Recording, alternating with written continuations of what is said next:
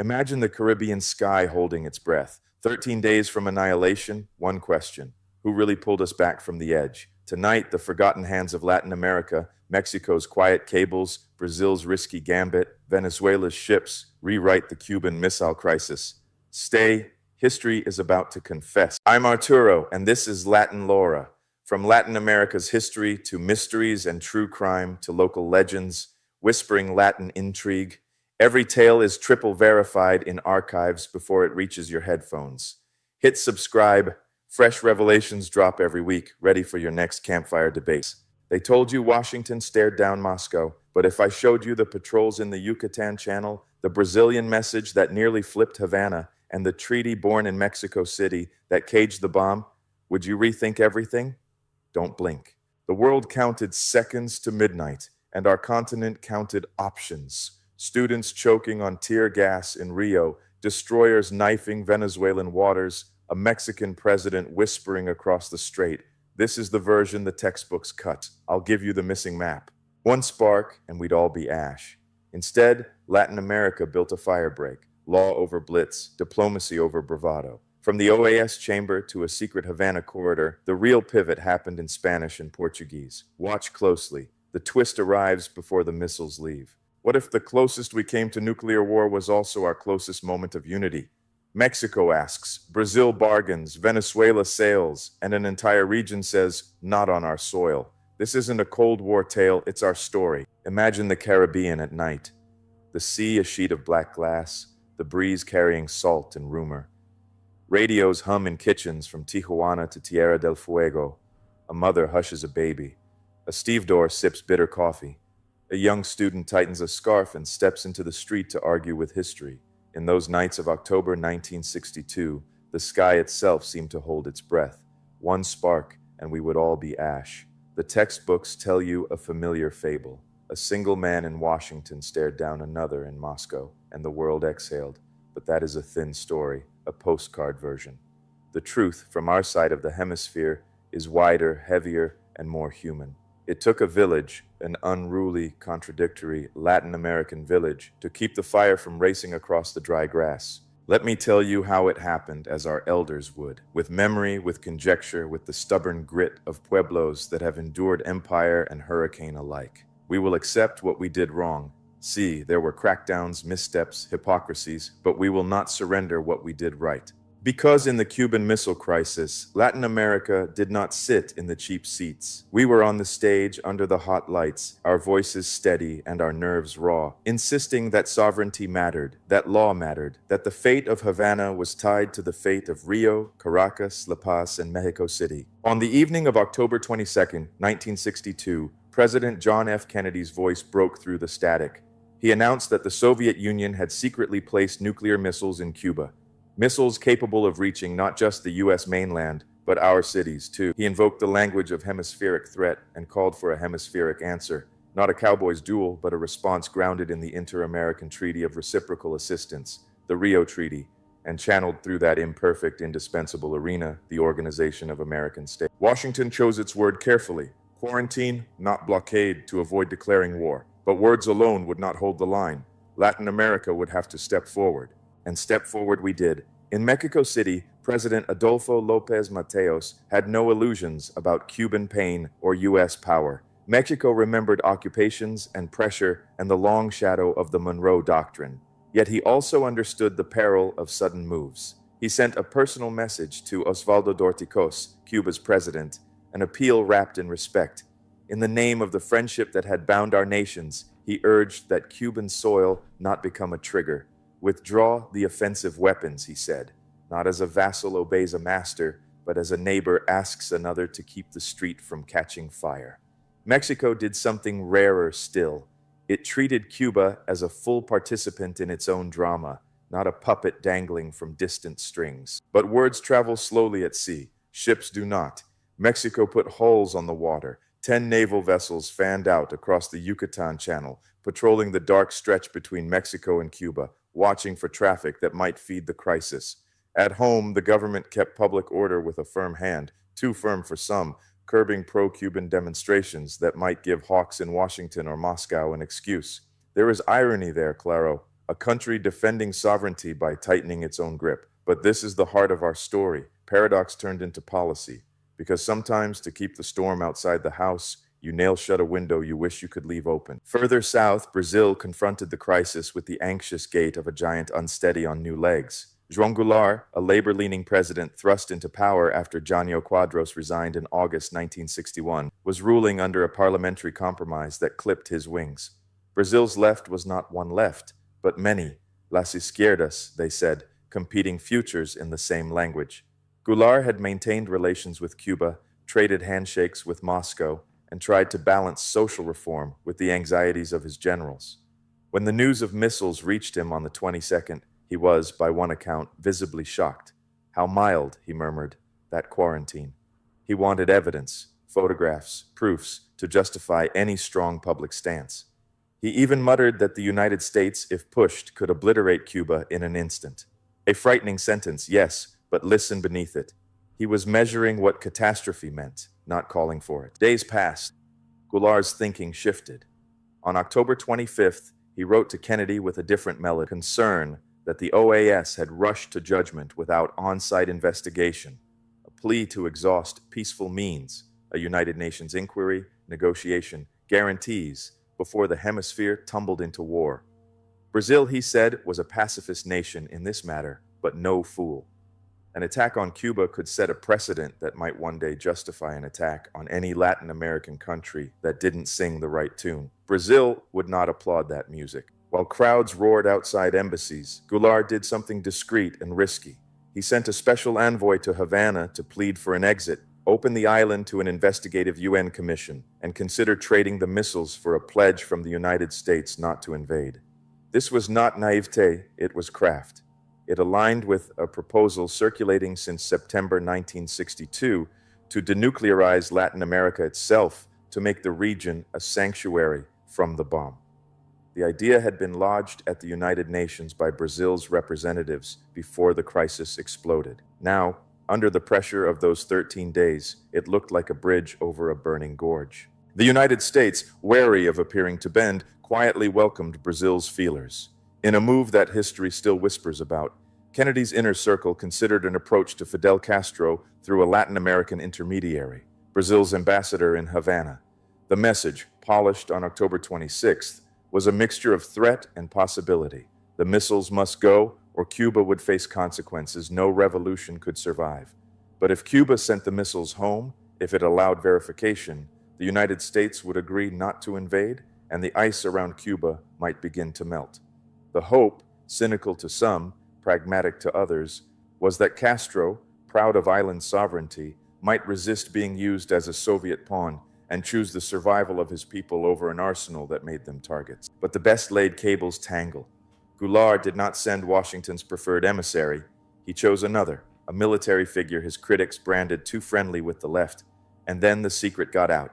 News of the mission leaked in Rio and found its way into the New York Times, stripped of the most sensitive detail that Washington was the ventriloquist behind the Brazilian voice, but damaging all the same. In Havana, Castro, already bristling from the Bay of Pigs and long years of exile and insurgency, rejected inspections that felt like an intrusion and spat back a demand of his own. Return Guantanamo Bay, the U.S. naval base carved out of Cuban territory.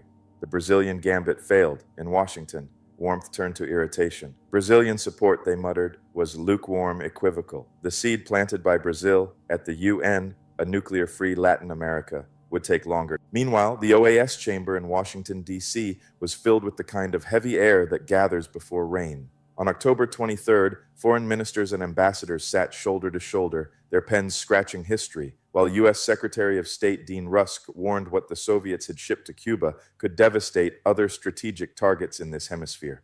Sus países, he meant, nuestros países. By day's end, the OAS voted unanimously, dismantle and remove offensive weapons from Cuba, and authorize member states to take all measures, yes, including force, necessary to keep more from arriving. It sounded like belligerence, and yet listen closely to the legal heartbeat. By invoking Articles 6 and 8 of the Rio Treaty, the quarantine, that fragile line of ships and patience, became a multilateral act of common defense, not a unilateral U.S. blockade, which would be an act of war in international law, but a hemispheric fence built, at least formally, by many hands. One of those hands belonged to Venezuela. President Rómulo Betancourt, elected after the fall of the Pérez-Jiménez dictatorship, understood both the seduction of strongmen and the terror of missiles. He pledged planes, 2 destroyers, and the nation's only submarine to the Inter-American Quarantine Force that stitched together flotilla guarding the southern arc of the line. Never before had Venezuelan forces joined an international military action like this. My government will comply with every international commitment, Betancourt declared, not because Washington demanded it, but because national survival did. In those days, Venezuelan sailors scanned the horizon and, if you squinted hard enough, saw the silhouette of Caracas in the waves. Elsewhere, the crisis curdled into something uglier. In Central America and parts of the Caribbean, strongmen used the specter of war to silence rivals and dissidents. There is a habit, old as empire, of taking a foreign threat and turning it inward. But the people of our region are not clay in the hands of the powerful. In Bolivia, rumors and anger collided. On October 26th in La Paz, students hurled stones at a pro-Cuban radio station. Police fired tear gas. The streets surged. Pro-Castro demonstrators and their opponents crashed into each other, fists and slogans flying. A bookstore accused of sympathizing with communism saw its windows shatter, its pages thrown into the street and burned. Crowds gathered near the U.S. Embassy. Flags, Soviet and American, went up in flames. The army moved. When the smoke lifted, 5 bodies lay still, dozens were wounded, and a country more familiar with mining strikes and coups now had a new scar named October. We must look this in the eye. Governments across the region, including those with democratic pretensions, tightened control during the crisis. In Mexico, pro-Cuban demonstrations were discouraged or disbanded. In Brazil, riot police in steel helmets met 7,000 demonstrators marching toward the U.S. Embassy in Rio with water cannon, clubs, and tear gas. Gunfire cracked over their heads as students scattered. In Recife, police beat protesters who sought refuge in a church. Dock workers threatened to boycott U.S. ships if the quarantine strangled trade. Pressure from above came down, and the threat faded. On the other side of Brazil's political divide, conservative crowds gathered under banners that read, "Cuba yes, Russia no," insisting the government show firmer support for the OAS line. To be Latin American in those days was to hear 2 choirs singing different hymns to the same fear. And yet, even in the city of tear gas and anthem, Brazil signaled quiet cooperation. Goulart summoned communist leaders and cautioned against mass demonstrations that could spiral into bloodshed. He warned the Soviets that Brazil's Air Force would inspect and, if necessary, seize suspicious cargo from planes bound for Havana. He spoke of coexistence to a gathering of legislators from nearly 50 countries in Brasilia, urging them to avoid catastrophe. And from a more cerebral corner of the Brazilian left came a voice of practical imagination. Francisco Santiago Dantas, former foreign minister, argued that a way out existed. Cuba relinquishes the missiles. The United States promises not to invade. It was not surrender. It was a trade of fear for a promise. Coexistence, he said, is the only way to avoid the irreparable. Across the plaza, the world's lawyers argued the difference between quarantine and blockade, while the world's mothers remembered wars and ration books. The OAS resolution, championed by Secretary General José A. Mora as a multilateral mandate, provided a legal basis for the naval blockade of Cuba. It let Latin American governments tell their people, this is not about serving Washington's appetite. This is about guarding our own children. Do not mistake that claim for purity. Latin America's leaders also took care to position themselves in the shadows and the lights. Some hoped, frankly, to repair relations with the United States, which economic or ideological factors had frayed. In Bolivia, President Victor Paz Estensoro wrote to Kennedy after the worst had passed, speaking of his country's commitment to hemispheric solidarity, despite limitations caused by internal order. He hoped the language of unity might soften the fallout from disputes over tin sales and domestic turmoil. It worked briefly. A coup would come anyway in 1964, carried out by a restless army. The double bind is our specialization. We defended sovereignty and sometimes threatened it. We denounced imperial pressure, even as some of us sought shelter under its umbrella. But in those 13 days, the through line is unmistakable. Multilateralism over unilateralism, law over explosion, face-saving over face-off. Even the dissenters within our countries, even the poets with ink-stained fingers, understood what was at stake. In Rio, the poet Álvaro Moreira half serious and half thunderbolt, suggested that perhaps Jacqueline Kennedy should take over, because women, he said, think more wisely when the bombs are at the door. A joke, a jab, an echo of the prophetic voice that often speaks through humor, you decide. But the point stands. People live these nights with gallows laughter, street marches, and sudden tears. And what of Argentina? Though not deploying a submarine to the quarantine line, Argentine authorities publicly and pointedly aligned themselves with measures meant to maintain the naval quarantine. Buenos Aires understood that if the hemisphere failed to act together, it would be acted upon. In closed rooms and at open microphones, Argentine voices added weight to the idea that the line at sea was not merely a U.S. line, but a collective one. Not everyone cheered, but the image of a ring of American, as in our America's states, each contributing what it could, mattered. The days stretched long.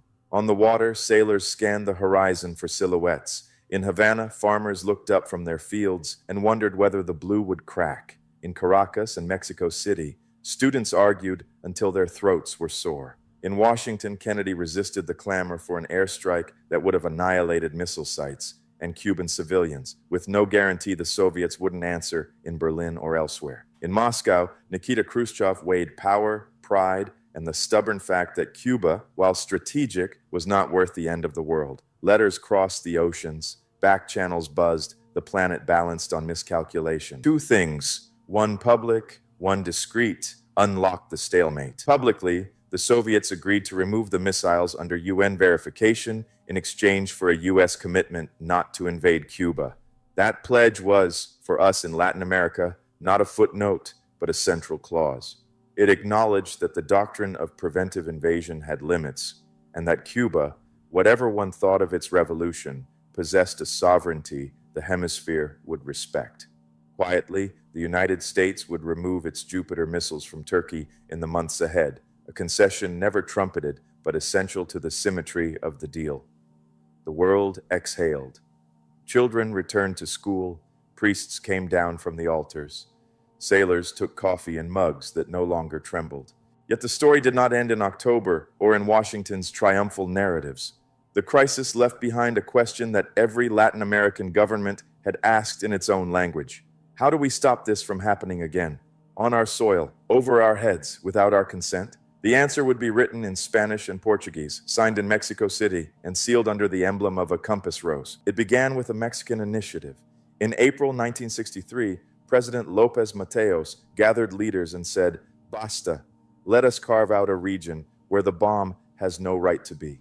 Bolivia, Brazil, Chile, Ecuador, and Mexico signaled their readiness to commit to a revolutionary idea that required no barricades or rifles, a nuclear weapon-free zone for Latin America and the Caribbean. It took time. History moves slowly when it moves wisely. But on February 14, 1967, in Tlatelolco, representatives of 14 countries signed the treaty that bears that neighborhood's name. They pledged to prohibit the testing, use, production, acquisition, storage, installation, and deployment of nuclear weapons across their territories. No small thing. It was the legal expression of the terror we had felt in our throats in 1962, and the pride that followed when the world stepped back from the cliff. By 1969, enough ratifications had come in for the treaty to enter into force, and in a gesture that turned a circle into a ring, Cuba, the island where this story caught fire, ratified in 2002. Our region, so often carved up by others' ambitions, had drawn a line of our own, not with warships, but with signatures. Was everything admirable? No. The crisis exposed our fractures. In Brazil, Goulart's balancing act, cooperating here, protesting there, earned him enemies on both sides. By 1964, a military coup ended his presidency. In Bolivia, appeals to solidarity could not bind the wounds of inequality and political turbulence. In Mexico, order sometimes came at the price of a muzzle. Venezuela, for all its courage at sea, could not foretell its own storms to come. But look at the larger shape. When the question was annihilation or coexistence, Latin America chose coexistence. When the choice was unilateral swagger or hemispheric law, we decided law, not out of docility, but out of a fierce survival instinct that rejected becoming anyone's battlefield again. And do not forget the everyday people whose names do not appear in communiques, The students who marched in Rio and Recife, believing that a small voice could push a giant away from the cliff. The dock workers who weighed solidarity and hunger and made impossible calculations in union halls. The poets who turned fear into jokes sharp enough to draw blood. The soldiers who patrolled in the Yucatan Channel and saw only emptiness night after night and were grateful for it. The priests who reminded the faithful that promises matter. The mothers who hid their own terror to calm a child's. Latin America's role in 1962 was not only in capitals and councils, it was in streets and kitchens where people decided, one more day, to trust that their leaders would not gamble away their lives. There is a temptation, especially when we inherit histories written far from our shores, to search for a single hero, to praise the man who stood tallest or blame the one who blinked. But the Latin American truth is seldom a straight line. It is a braid. In those 13 days, the braid held because Mexico spoke and patrolled, because Brazil negotiated and policed, because Venezuela sailed and vowed, because the OAS wrestled law from crisis. After all, Bolivia bled and still sent letters of solidarity, because Argentina lent public weight to a standard line. It held because our leaders, in their diversities and contradictions, understood that sovereignty is not an abstraction, but a shield that only works when many hands hold it. Some will say, but it was Washington's caution and Moscow's retreat that saved us. And yes, without Kennedy's refusal to bomb and Khrushchev's willingness to withdraw, we might not be here to argue. But if you erase the hemispheric chorus, you mishear the song. It matters that the quarantine had a legal face, not just a steel jaw. It matters that Brazil floated a non-invasion bargain and a vision of nuclear-free peace. It matters that Mexico spoke to Cuba as an equal and not as a problem. It matters that Venezuela put metal under the flag to hold a southern line. These facts do not diminish Kennedy's steadiness or Khrushchev's calculation. They complete the picture. They reveal that Latin America was not a stagehand in someone else's drama. We were co-authors, if not of the final page, then of the chapters that made it possible to write it. And here is the most profound lesson, told not with footnotes, but with the slow cadence of an abuela around a kitchen table. Truth is perspectival. It grows out of soil, language, and memory. From our vantage point, the Cuban Missile Crisis was not simply a binary between East and West. It was also a test of whether the Americas, our Americas, could act as a community after decades of suspicion and intervention. It was a test of whether we could stand against the siren of hit first and choose instead the difficult patience of multilateralism. It was a test of whether our cultural instinct to stress negotiation, dignity, respeto, could survive the heat of global confrontation. We passed imperfectly, with bruises and second-guessing, but we passed. When I close my eyes, I still see it. The circle of light on a kitchen wall as a radio glows, the clatter of typewriters in OAS halls, the salt spray on a Venezuelan destroyer's bow, a Mexican patrol ship tracing a line on a Black Sea, a Brazilian envoy wiping sweat from his brow in Havana, a Bolivian student running from tear gas and later writing a poem, a Cuban mother praying for her child under a sky suddenly crowded with meanings. The crisis did not abolish our differences. It revealed how those differences could be braided into a rope strong enough to pull us back from the edge. So, the next time someone tells you that a single stare in Washington saved the world, share this other tale. The one said under a darkened Caribbean sky, where rumor and courage met and the hemisphere became, for a moment, a council fire. Tell them of López Mateos and Goulart, of Betancourt and Mora, of students and sailors and poets. Tell them that after the fear receded, we did something astonishing. We declared our lands off limits to the bomb and made it stick. Tell them that tragedy flirted with us and we answered with law. That is Latin culture at its best, resilient, crafty, communal, fierce about dignity, and honest about its contradictions. We did not move history alone. No nation does. But we stood in the wind together, and because of that, the fire did not leap. That is the truth from our side of the water. That is Latin America's role in the days the sky almost fell. Not a footnote, not a chorus, but a voice at the council, sometimes quavering, sometimes thunderous, always ours, saying, no al apocalipsis, sí a la vida. Muchas gracias. Thanks for trekking the hidden trails of Latin America with me. If tonight's story unsettled you, subscribe and ring the bell, because Latin America's darkest stories are far from over.